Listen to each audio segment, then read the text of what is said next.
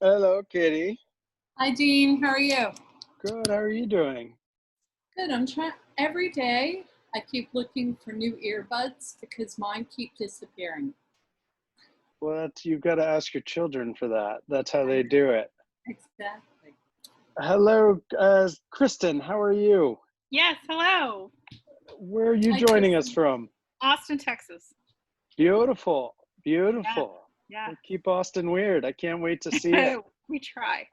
Yeah.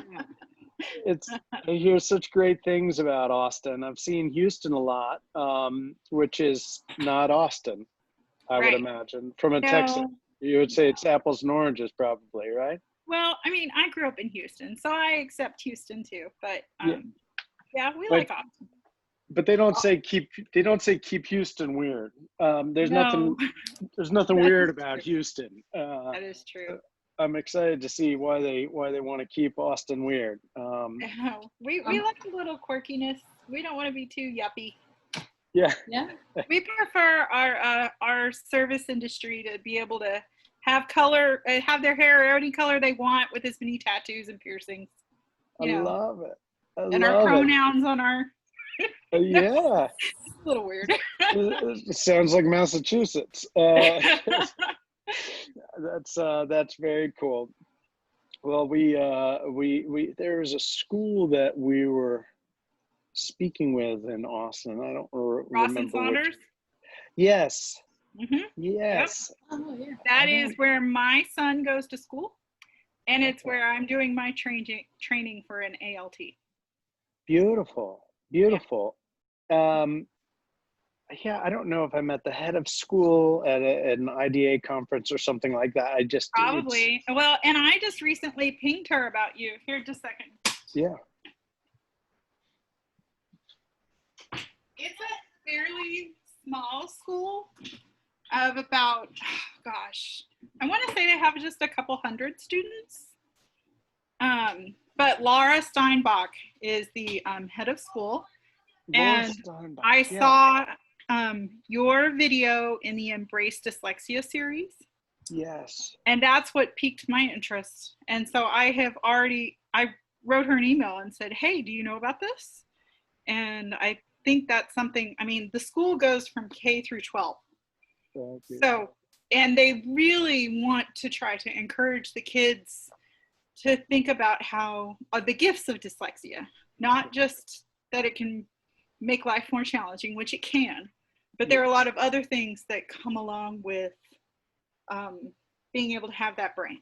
Yep. So, it really would fit. And, but I've already started that conversation with Laura about, I would love for my kid to get this.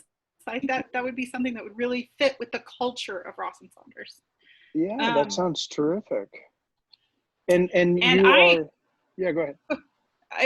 So I'm doing my studying through the Ross and Saunders Institute, which is like a section of the school for training people for dyslexia therapy to be able to offer that. And I personally work privately with a private school in town, or just as students as I pick them up, because it works better with my schedule. But I've also started up with an organization called Dyslexia on Demand, which is based out of Dripping Springs, and it is online, what you would call tutoring, although we wouldn't call it tutoring. Yeah. We think of tutoring as help you with your math homework or help you with your writing paper if you have dyslexia. Well, what we do is what you probably think of as tutoring is we go through a curriculum, an Orton Gillingham curriculum with a student. Okay. And help build not only their reading, but their spelling and their writing and their grammar and the whole gamut, right? As much as we can. And I have been in conversation with the head of that group as well. And there is a student that I have through that group that I would really like to be able to do this.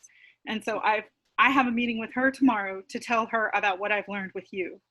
Beautiful. And I have a feeling that I'm sure she's going to offer it. I'm sure she's going to be like, yes, go for it, run with it. And if so, especially since you have now set it up so that we can do it online.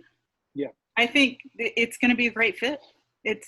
And especially in a time like this, where kids are so isolated and they're doing online learning, but they don't even have the core group in their classroom to be able to do their dyslexia therapy. They're losing their community.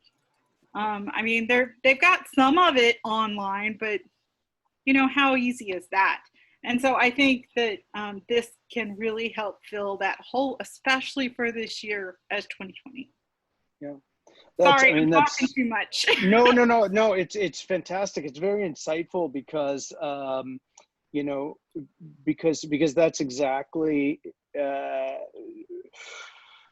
there were many things that we tried to bake into our model, but ironically, transitioning to remote learning during this COVID-19, one of the things that has sort of risen to the top of the impact areas is that sense of community and a sense of consistency of having a social group that you meet with twice a week provides a level of stability, I think, emotionally for the kids, especially going into this fall, which I think is going to be tumultuous, right? And knowing, okay, I've got a group that I'm, you know, we can ooh and ah a little bit about what's going on, and then we can get down to some, you know, some project-based learning, and we can have some fun. I think that's going to be a nice emotional reprieve for students. So that's very insightful. That's like, and also the way you talk about dyslexia on demand. There's, you know, that's an interesting platform to introduce this type of content in a purely online driven format, because so much of the dyslexic assistive services rely on the in-person because it's so responsive and iterative to the individual student's needs that I think many people have been reluctant to try to leap the fence into online. So that sounds like an organization, presumably a for-profit business or nonprofit, I don't know yet, for-profit business. That's really, I think it's a very savvy direction. How long have they been going? You know, I think she's been doing this for a year or two. Yeah. I'm not sure exactly. I just joined up with her a couple months ago. It's really smart. And I know a lot of head of schools and what's that? I think it's very interesting. She's in a good spot considering what all is happening right now. She's in a really good spot. Yeah, and you can tell because she's like tripled the amount of people that she's got working for her now. So, yeah. And you know, and also I wonder if the long-term impact of this is going to be something along the lines of questioning the core assumptions about, you know, kids going to school 5 days a week. I mean, it's not going to radically tear down a traditional structure, but, you know, the introduction of more online services, if they can provide consistency and support and impact. I know for a lot of families with dyslexia, they wrestle with, you know, do I send my child into a public school environment where chances are they aren't going to get recognized and get the services? I don't have the money to drop on a private school, and homeschooling means that, you know, one of two partners or spouses is going to be committed to education.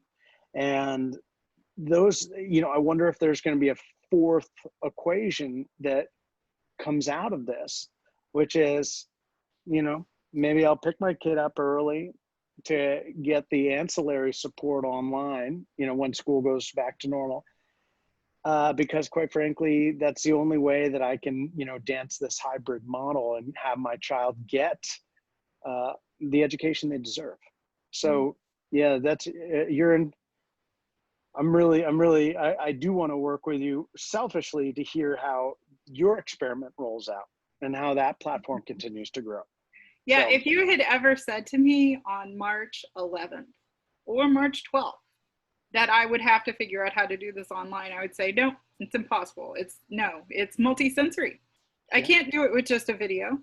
And yet we have had to adapt and change, and now it's working. We're figuring it out. You know, if we need them to touch something physically, we stick it in the mail. We can do this, you know. And it's, so I feel confident that your program will also add to that and be able to give us a little bit more to be able to build our kids up too, especially our older struggling readers. Well, so and so maybe that's a good pivot point, and you know, I know that we had a couple of other people that were interested in joining us, and they have not yet. But selfishly, Kristen, I'm super psyched that you're here because you're speaking my language, and we are recording this so that we can disseminate it to anybody that missed it, including anybody that you think would be interested. But you know, just to address to the extent that you are familiar a little bit with what we do, is that right? Okay. I've done some hunting around, and I have a student in Connecticut, believe it or not, who her family just recently did NoticeAbility. NoticeAbility. So I have mild dyslexia, and Yeah, it shows up occasionally.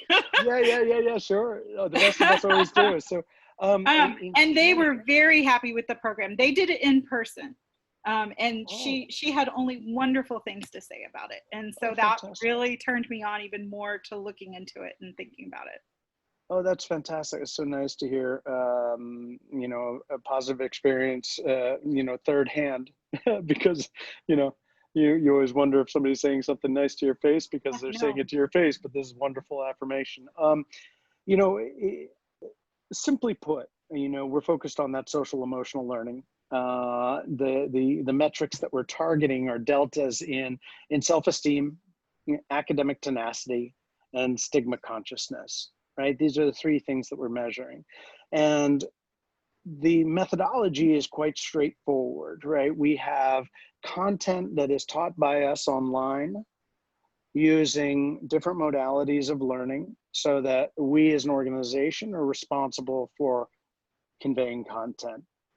The teacher, instructor, volunteer, whoever it is that is offering the course and engaging students is responsible for the project-based application of what they've just learned online. Mm-hmm. And what you're doing is you're toggling back and forth between getting content online and then working with a student group to do exercises that reinforce and utilize the content that was just accessed online. And so it's that interplay that is the how behind what we do.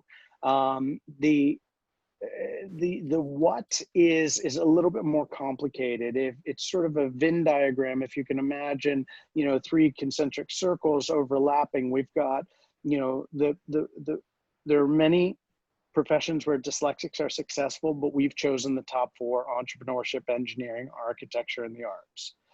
That's one Venn circle there. The second one are the cognitive assets associated with dyslexia, as outlined in the book, The Dyslexic Advantage. Those are referred to as MIND strengths: material, interconnected, narrative, and dynamic reasoning. And then the third goes back to, you know, Piaget, 1960s, MIT, who said, hey, you know, surprise, kids learn a lot better when they're actually building and doing things together. And what that allows us to do is insert that social emotional learning, specifically conflict resolution and negotiation and active listening techniques, all of which is essential for every human being, but especially those of us, including, you know, myself as a dyslexic, those of us who maybe have been kind of spit out the wrong end of school. The experience has soured us, and so we're a bit jaded, a little bit reluctant to engage in those activities because we're worried we're going to be perceived as stupid or whatever. And so this allows us to sort of regain our confidence and recognize that our voice has validity, and to do so in a safe environment with fellow dyslexics, highlighting these strengths. So those three overlapping circles is really where NoticeAbility lands in the middle there. So, you know, going back to this remote learning application, you know, I was very concerned that it was going to be tough to transition like you were with, you know, with reading remediation. It was a very pleasant surprise to see that. I think it's safe to say that upwards of 80 to 90% of the impact that we see in a traditional classroom translates into the online format. What's even cooler is that we've seen that the geographical locations of students all of a sudden put Canadians and Texans and Californians and Swedes in the same working group. And all of a sudden you're like, wow, where's that funky accent? You go, oh, it's Texas. You know, Texas? Where's Texas? I'm in Ottawa. You know, where's Ottawa, right? So all of a sudden there's like this really kind of cool community that is giving rise, like, wow, there are people like me all over the world. That's really funky. But there's also this, like I said earlier in the conversation, there's a level of consistency knowing that, you know, these 4 students, me being one of 4, I'm going to show up and I'm going to be around people like me, and we're going to laugh about our hardships, and we're going to celebrate our strengths.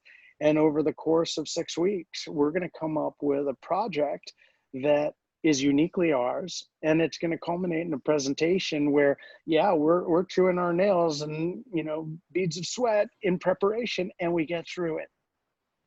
And the confidence settles in, like, you know, like a cool wave of AC blowing out of an Austin AC unit. You know what I'm saying? Just to put it in relative terms, because my AC in Massachusetts is lousy. I trust it's better down there.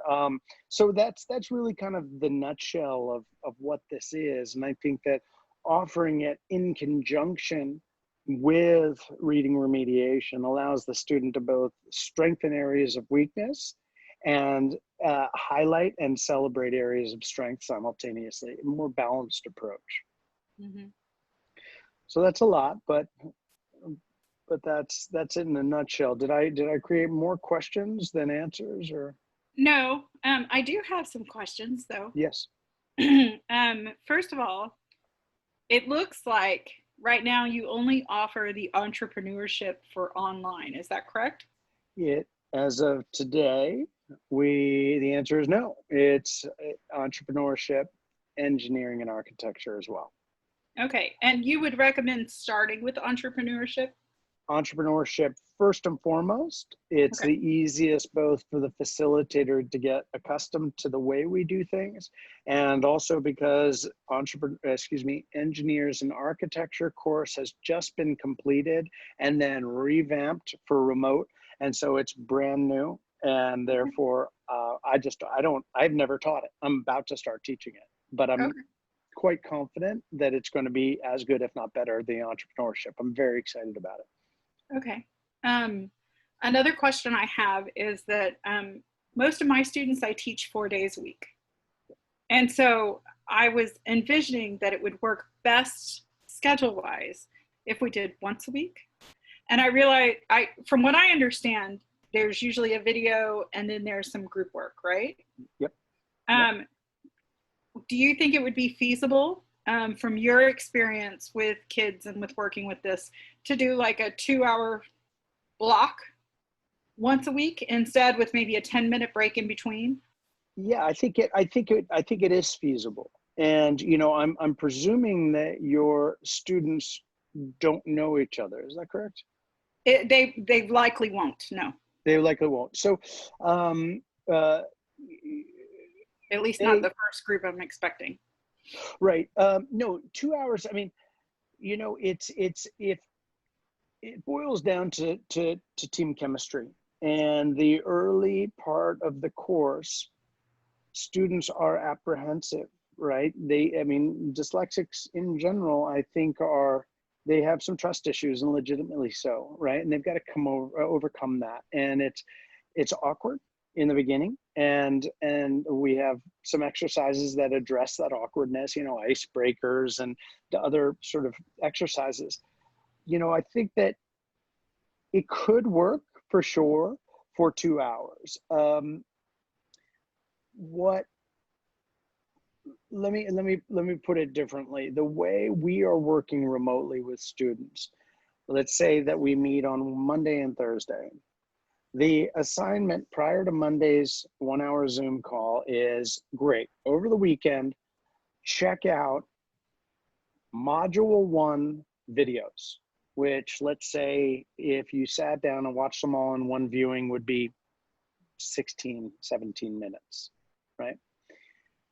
Then you come in to the 1 hour Zoom meeting on Monday. Everybody has done the online learning, is prepared with whatever they are going to bring conversationally to the meeting, and then they dive into a 1 hour sort of work session. End of Monday session, great. Check out module 2 videos before Thursday. I see. They do it, and you know, at first they're like, "What is this homework?" And you're like, you know what? I wouldn't do that to my little dyslexic siblings, right? I'm not going to give them homework, right? There's definitely things like to think about in reaction to the online content. And there are, of course, exercises you can do if you want to take it to that level. But then they come in on Thursday and they, oh, wow, we did some interviews about some potential, you know, users of our product. And this is what they suggested we think about. And everybody kind of confers and comes up with, you know, the best answers to those questions. So that's sort of the arc of it. Now, there's 2 different reactions. One is, you know, I was speaking with some of our veteran facilitators yesterday, and they have said, you know, the 2 hours in Zoom meetings each week provides consistency. It keeps the momentum of the course going. Kids look forward to seeing each other. There was also a comment that, you know, if you're as a student and a family are taking the course seriously, you know, you're going to watch the videos, and the videos are thinking about like, how are you going to market your new product? And if you're into the class, you're going to be thinking about that, right? You're going to be talking about that. If you want to show up for your team with some productive insight, yeah, you're going to think about it. But ironically, I think most of the students enjoy doing it because they're excited, which is a novelty for dyslexic students to want to do homework because they're excited. I mean, trust me, this is coming from a veteran dyslexic. So when you talk about 2 hours a week, I think that you might be best served either doing 2 1 hour sessions with the instruction of doing these videos in between, or if you're going to do 1 session per week, it is going to stretch it out. And one of the only pitfalls is that, you know, students might lose momentum. I kind of hate to do that because don't you have it sort of set up as like 10 weeks? Is that what I remember? It's 10 hours of Zoom meetings. Oh, okay. And it runs so on 5 average. weeks. Yeah, it's like 5 weeks, and then there's a little practice session, and then so it's basically 5.5 weeks. Okay. Yeah, because I wouldn't want to stretch it out too far either, because then you start to lose the momentum, the excitement. It's too far away that you're getting to some end project. You know, I mean, at this point, I had been thinking maybe try to do only on Fridays, but maybe I can try out with my first group and see if they're willing to do twice a week. Yeah, but yeah, I think you'll be. I like your approach because you're gonna find out things that we can't anticipate because you're doing it in conjunction with schools trying to restart, and being able to be malleable and being like, you know, you talk to your 4 kids and they're like, remote learning is killing me. Right? I am planning on waiting until like the end of September so they get their feet in and they know what's what, you know. But it's going to be interesting, especially because if you work with students from across the country, you know, each student is going to be affected by a different academic environment, right? And we worked with 82 students over this spring, and we had kids that were just, I mean, Zoom fatigue at the wazoo. And then we had kids that are like, my school doesn't give me anything.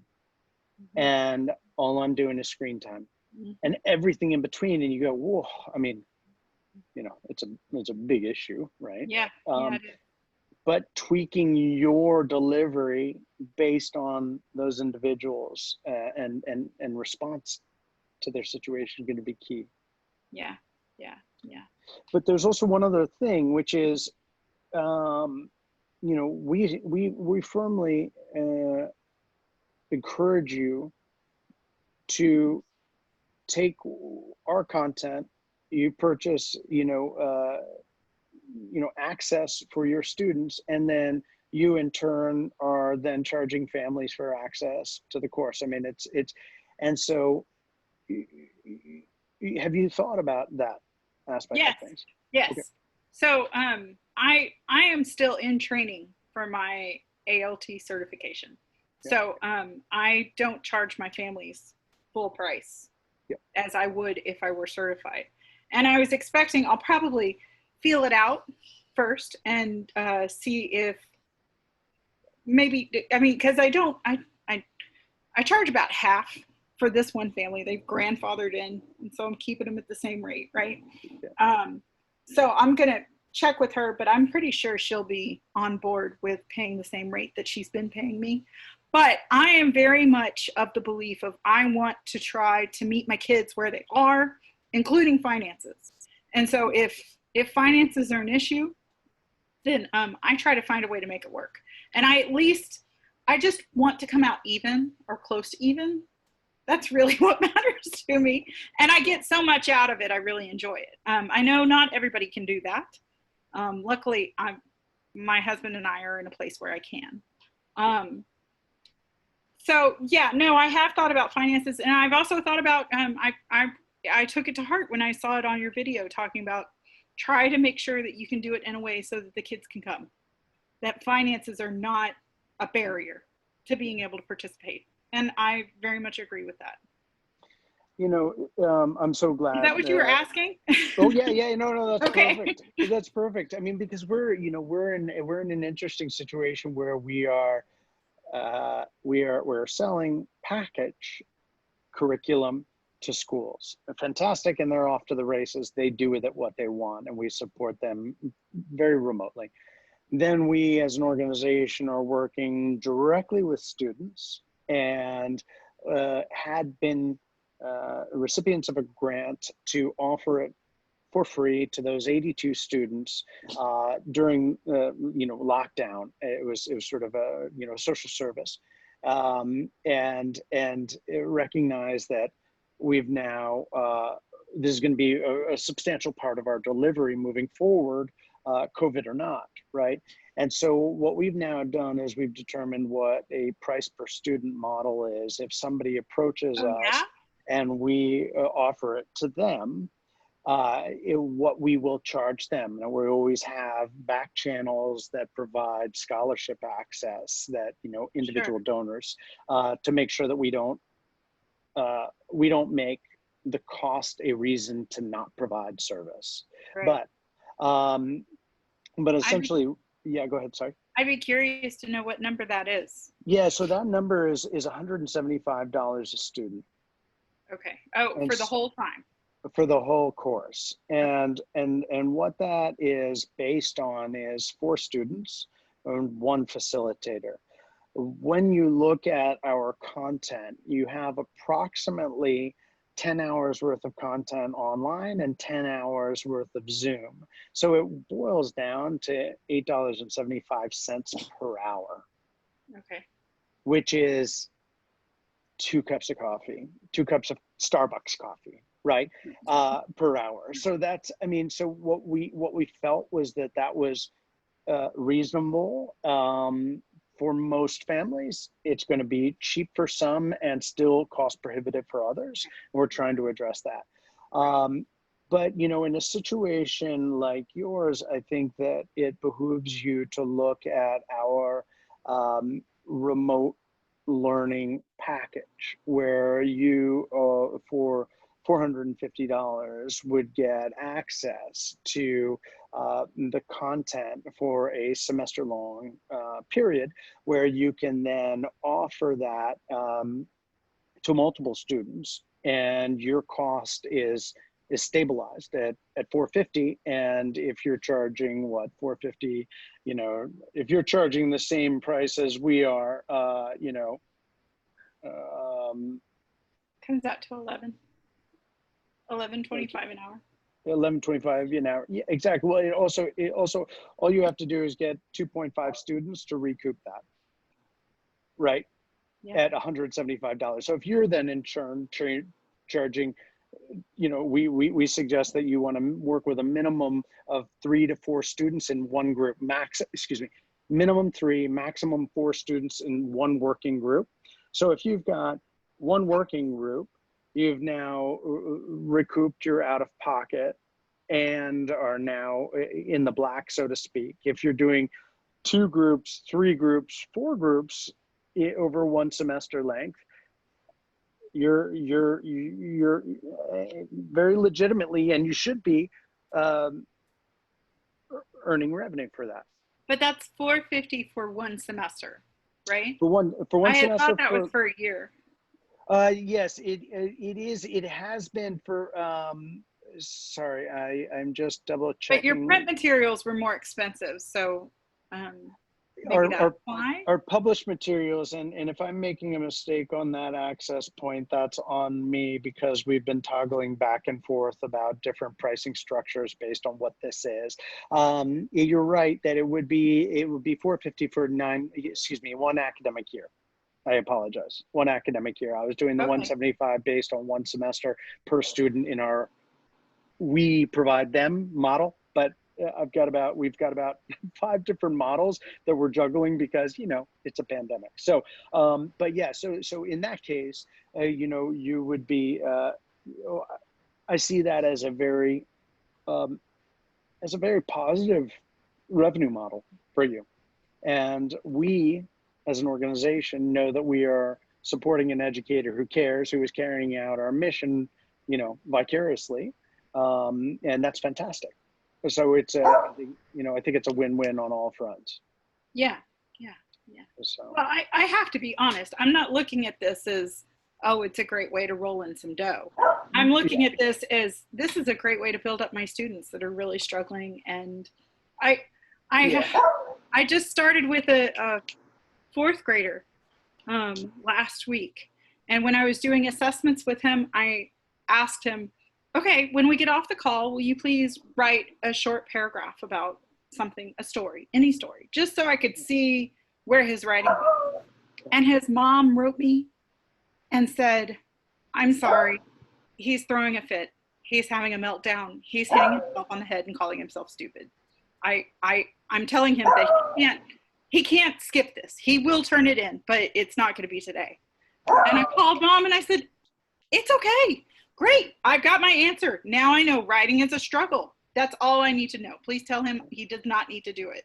That's fine. I know where to start. But I mean, this is where our kids are, that they're hitting themselves on the heads and calling themselves stupid. You know, I mean, no, this is not okay. I need to find a way, besides just teaching phonics, besides just teaching grammar and reading comprehension, I need to find a way to help build them up, to help give them success and feel good about themselves and what they can do, even in the midst of struggling with all the things that they aren't able to do as easily. You know, one of my greatest joys is working with people like you who are dedicated to the development of these individuals. And it's so, I mean, look, for me, it was Mrs. Chadwick. Okay, right? We always will remember you because of your commitment. And, you know, going back to, you know, that financial model, I absolutely understand why you do this. I also look at the fact that the more individuals who are dedicating their professional careers to empowering these individuals and can do so in a financially sustainable model means that there are going to be more resources for more students. And the sooner that my people can rise up to our true potential, because you know, altruism is wonderful, and your generosity of spirit is fantastic. But I want you to be able to do this until you've got as much gray in your hair as I do in my beard, right? And the only way we're going to get you to be able to do that is if, you know, is if you can sustain yourself. And so that's why I think that private tutors are so important, because they have the capacity for a long game, and those are partners that that we're really interested in supporting. Well, I appreciate that you have now offered this opportunity for us to be able to do it online. Your price point has come down some. I can stomach $450 a lot easier on a credit card than, you know, I believe the print materials were about double or close to double that, right? And so that is not something I would have been able to, I would have been felt as comfortable taking a chance on, that I would be able to get enough kids to be able to at least meet even. Yeah. But because of things and the way they have fallen, it looks like we can. So I'm excited about it. Well, that's fantastic, and you know, that makes me very happy when you say that, because there's a lot of internal deliberation on pricing, and we structure as a nonprofit so that nobody is wondering whether or not, you know, Dean's car improves.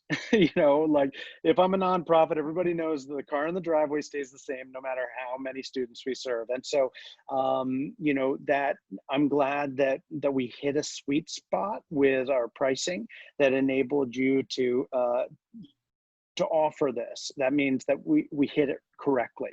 You know, and by hitting it, you know, I wish we didn't have to charge anything at all, but, you know, electricity isn't expensive, isn't free. And as much as Katie and I love what we do, we still have to put food on the table. So, you know, it's, yeah, I'm glad that we hit that spot. Yeah, no, I feel like this is good. And the person that I spoke to out of Connecticut that did offer it in person, she said that was the one thing that was a struggle for her. She is a private tutor, and she did buy the print materials, and she was like, oh, you know, I barely made enough to be able to cover it. Yeah. And so I was glad to be able to tell her at the time too, I think they've dropped the price because of what they're doing online, you know. And she was excited to hear that too, because she had a very positive experience teaching it as well. So thank you for that. Yeah. For those of us that don't have school districts behind us that are going to pay the money, we really appreciate that. Well, that's amazing. And also, you know, one of the things about the printed materials is that, you know, the original course materials book is, you know, 176 pages, right? And it's got, you know, learning objectives and grading rubrics if you choose to do that, which I never have. But if you wanted to, I mean, it's got so much content in there because it was produced in collaboration with Harvard, right? I mean, it's like, it's going to come out with some thick, good quality stuff. The teacher, the facilitator guide that you will receive is, I think, 12 pages, Okay. right?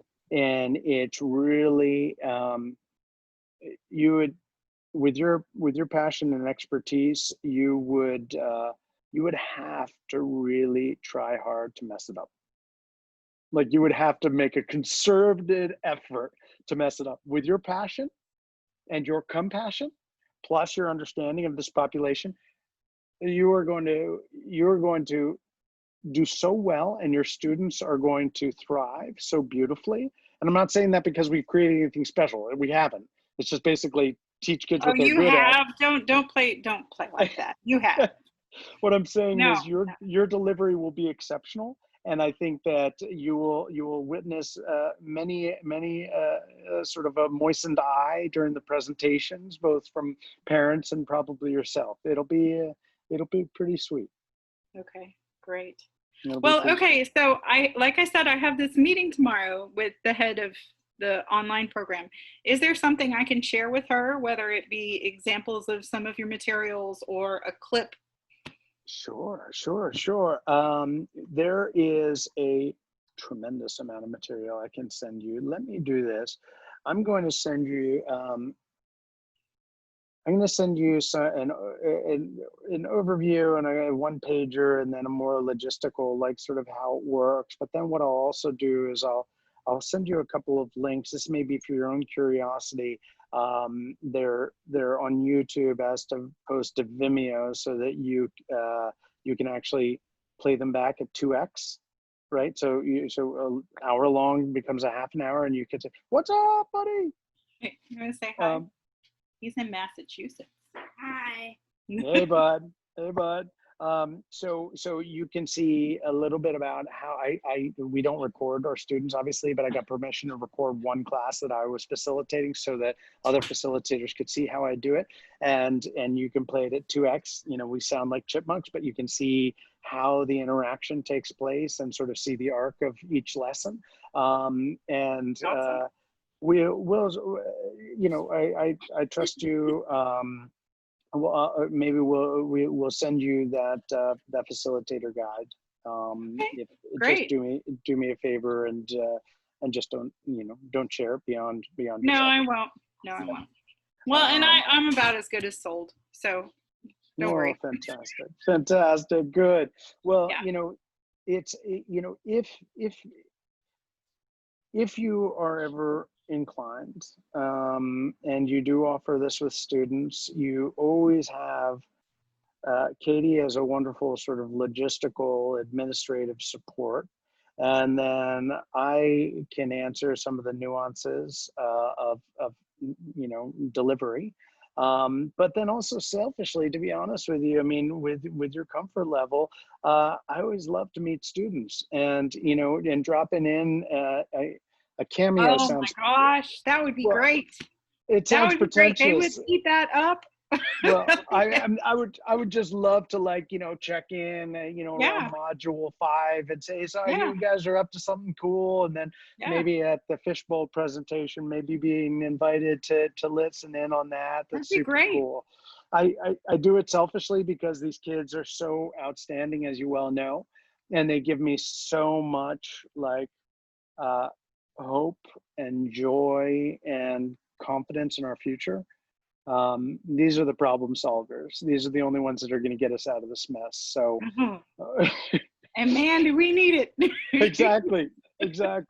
So I selfishly take any opportunity I can to meet students. That'd be great. That would be wonderful. Thank you. Awesome. So I will send you a bunch of material, and we're here for you if and when you'd like to proceed. All right, great. Yeah, no, I already have interested parents. I've already told them a little bit about the program, and they're like, yes, please. When are you starting? So awesome. I have, I'm excited about it.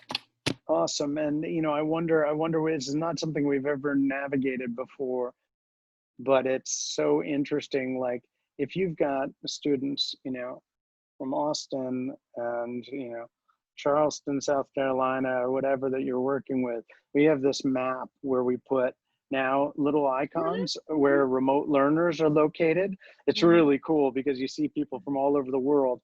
And I guess, we should navigate and determine the comfort level of tutors that, we don't need any information on the students, nor can we have any information on the students, but just like a town in a state or a city in a state, or just a state, and it's just kind of cool because I'm that little light bulb right there in Cambridge, Massachusetts. Might be fun for the kids to see. So whatever, something to think about. That would be great. Yeah, no, that would be easy to share. Yeah, awesome. Well, Kristen, I am so glad that we didn't have any other distracting people on the line. And we I'm sorry that I was the only one that showed up, and I know that you were expecting to have more. No, we've got a couple more of these that we're going to offer, but the important thing is that you showed up, and that's what made my night. So thank you. Well, thank you. And I'm also going to share some more information with Laura about it, because I really think Ross and Saunders would be excited to get a hold of some of this material and offer it either during the day, because it is a school for students with dyslexia, or after school as enrichment. Yes, and those after school clubs are awesome. You can't get the kids. That's why we started encouraging people to do it in after school. partly because it is such a bummer to hear that bell ring and to see students engaged in authentic learning and have to cut it short.